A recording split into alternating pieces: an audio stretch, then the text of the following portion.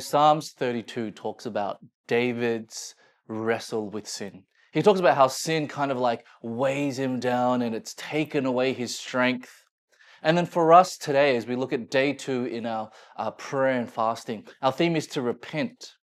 And I don't know about you, but I wonder if there is sin that needs to be acknowledged before God, the way that David needed to acknowledge his sin before God. I wonder if there's anything that we're hiding or anything that we don't want people to know about or God to know about. I pray that the first step we take today, like David, is to acknowledge, God, this is something I'm dealing with, I'm struggling with, I give this to you.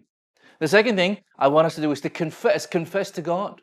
David makes his confession to God. He says, God, I'm just so sorry. I'm not going to hide my sin. I'm really sorry for what I've done. And then the next thing is to repent. Repent means to turn around, to say, God, I don't want to move in that direction anymore. God, I want to stop this ungodly habit. God, I want to stop these thoughts that are going through my mind. God, I want to change and turn, and that is to repent.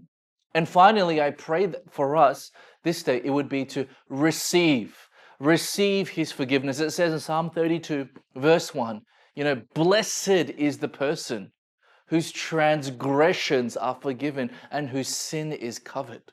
So I pray that 4 things for us today as we do our prayer and fasting. Firstly, to acknowledge. Secondly, to confess. Thirdly, to repent. And lastly, to receive.